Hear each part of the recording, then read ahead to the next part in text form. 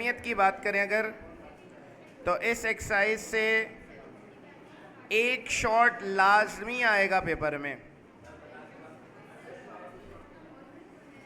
तो एक्सरसाइज 2.4 एक ऐसी एक्सरसाइज है जिससे हर साल एक शॉट लाजमी आता है। माशाल्लाह बेटा, जाइलों वाली बात करी आपने बिल्कुल। अबे भाई, कहीं से भी आ जाएगा, एक्सरसाइज से आएगा। क्या क्या छोड़ोगे चॉइस पे? अभी तो शुरुआत है, आगे आगे देखो होता है क्या।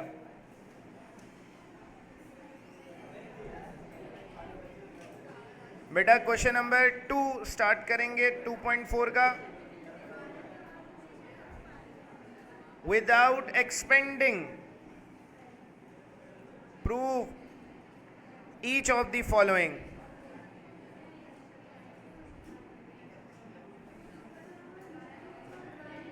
बहुत प्यारी बात कह दी है इन्होंने।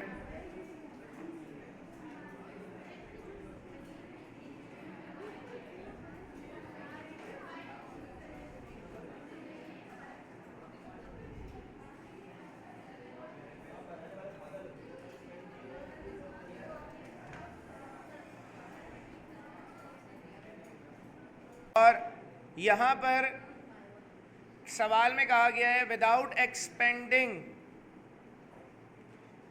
Expanding prove each of the following.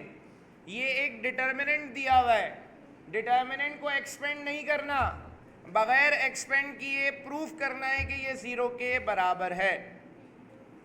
अब बेटा हम कैसे प्रूफ करें कि ये 0 के बराबर है? बेटा जब भी किसी डिटर्मिनेंट को 0 प्रूफ करना होता है तो हम यहाँ पर एक प्रॉपर्टी की मदद लेते हैं। इस एक्सरसाइज में बात हो रही है प्रॉपर्टीज ऑफ डिटर्मिनेंट की। प्रॉपर्टी नंबर 3 है बुक में। इफ 2 rows और कॉलम्स, 2 rows या columns of a square matrix are identical, 2 rows या कॉलम्स आइडेंटिकल हो जाएं, देन इट्स डिटर्मिनेंट इज 0।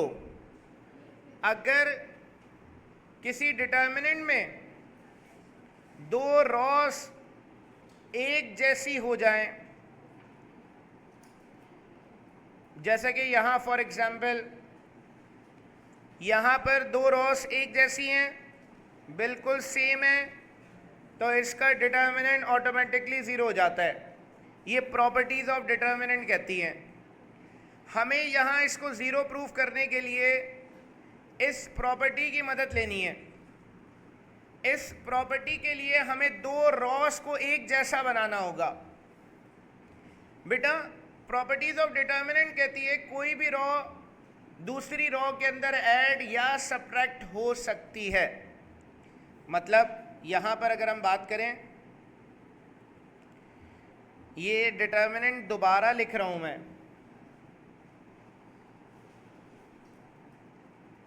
ये लिखा हुआ है x प्लस वाई z और 1, फिर लिखा हुआ है y प्लस z x और 1, थोड़ा सा गैप दे देते हैं, यहाँ लिखा हुआ है z प्लस x y और 1।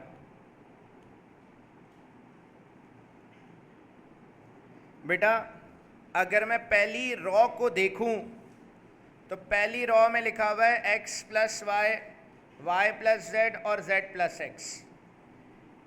बेटा इसी के नीचे देखूं तो क्या लिखा हुआ है?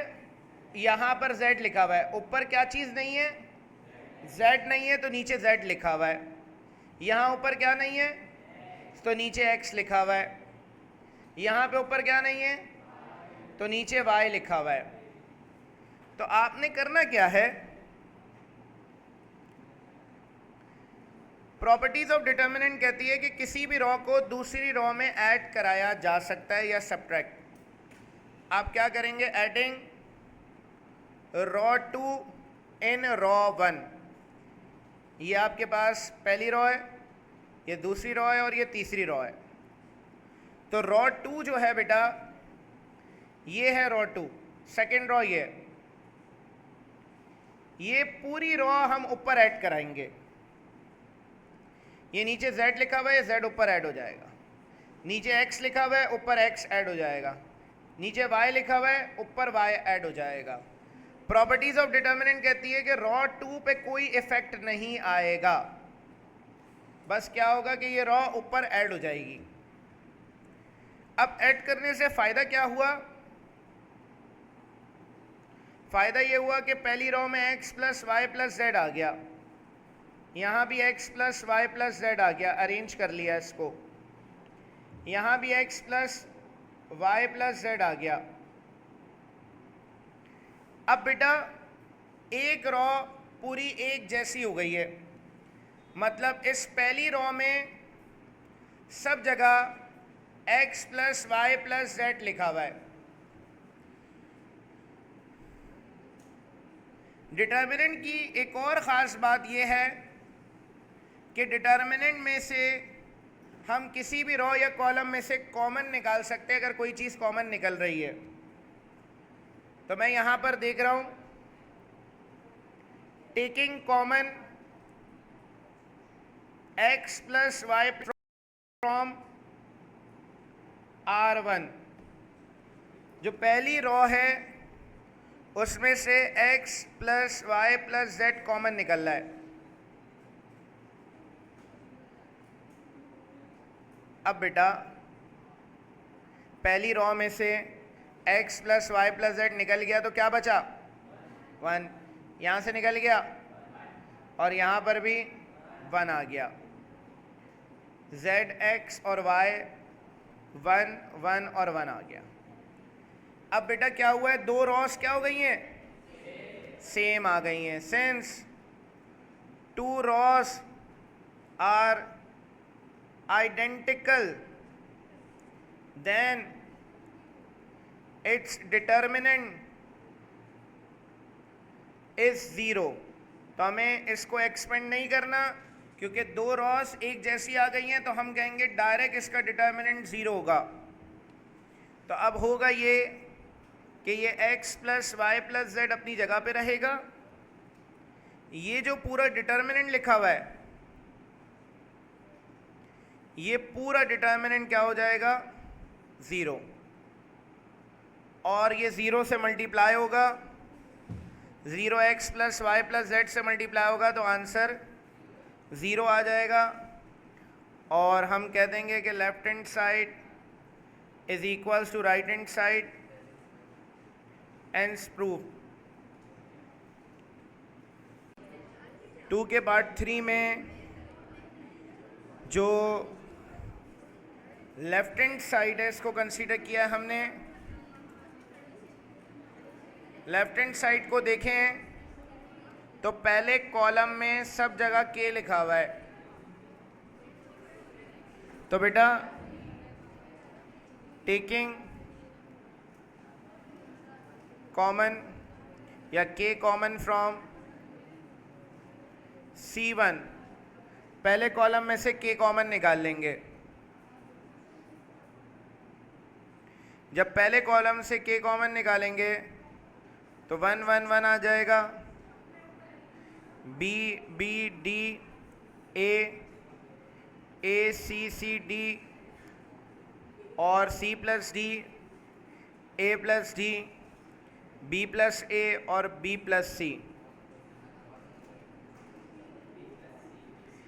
अब बेटा यहाँ एक कॉलम जो है इसमें सब जगह 1 लिखा हुआ है, हमें एक और कॉलम को एक जैसा बनाना है ताकि डिटर्मिनेंट 0 हो जाए। तो मैं देख रहा हूं कि कॉलम में यहाँ पर 1 1 1 आ रहा है तो कॉलम्स को ऐड कराना होगा। मैं देख रहा हूं कि पहले कॉलम में पहली वैल्यू b है, दूसरे में a है, तीसरे में c प्लस d है। अगर इन तीनों को मिलाऊं तो a plus b plus c plus d आ रहा है। दूसरे में देखूं तो पहले b लिखा हुआ है, फिर c लिखा हुआ है, फिर a प्लस डी लिखा हुआ है। इन तीनों को भी मिलाऊं तो a plus b plus c plus d आ रहा है।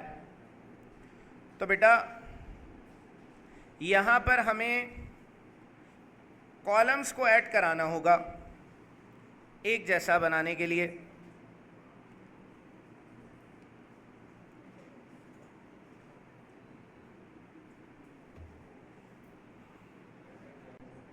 यहां पर मैं किसी भी कॉलम में बाकी कॉलम्स को ऐड करा सकता हूं, मेरी मर्जी है।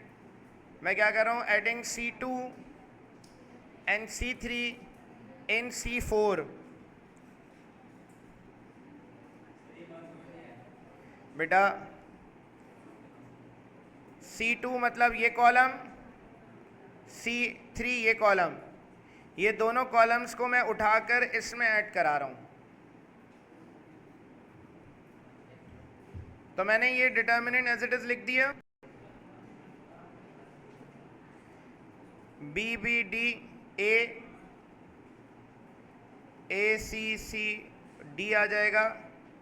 यहां पर लिखा हुआ है c plus d, a plus d, b plus a, b plus c. तो होना ये बेटा कि ये जो पहला कॉलम है ये ऐड होगा, ये पूरा उठाकर यहाँ ऐड कर देंगे। प्लस का बी आ जाएगा, नीचे बी आएगा, डी आएगा और ए आएगा। इसी तरह ये जो दूसरा कॉलम है, इस दूसरे कॉलम को भी उठाकर यहाँ ऐड कर देंगे, ए प्लस सी प्लस डी। तो दोनों कॉलम्स को उठाकर हमने तीसरे कॉलम में, चौथे कॉलम में ऐड करा दिया। अब ऐड कराने से फ़ायदा ये हुआ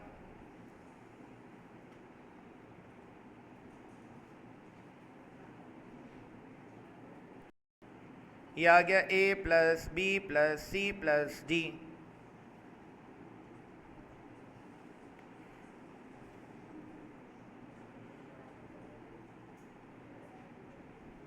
अब बेटा चौथे कॉलम से कॉमन निकल रहा है a plus b plus c plus D.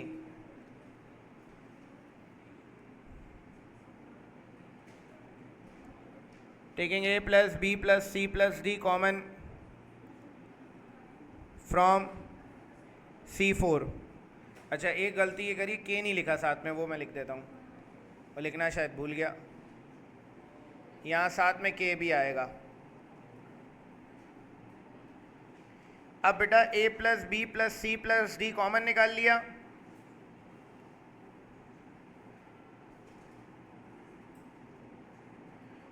तो जो चौथा कॉलम है इसमें सब जगह 1 आ गया। अब दो कॉलम्स एक जैसे आ गए। Since two columns are identical then its determinant is 0।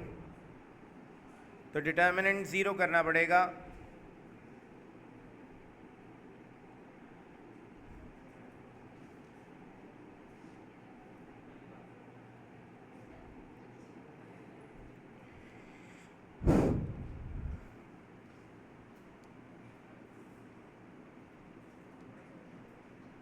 तो बेटा ये आ गया k multiply by a plus b plus c plus d into ये जो पूरा डिटर्मिनेंट है इसकी जगह 0 आ जाएगा। 0 इससे मल्टीप्लाई होगा तो 0 आ गया।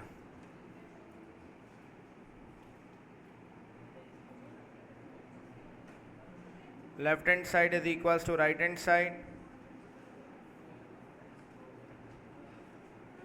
ये प्रूव हो गया। क्वेश्चन नंबर 2 का पार्ट 2, क्वेश्चन नंबर 3 का पार्ट 1। ये दोनों सवाल इसी तरह से होंगे जैसे भी करवाएं।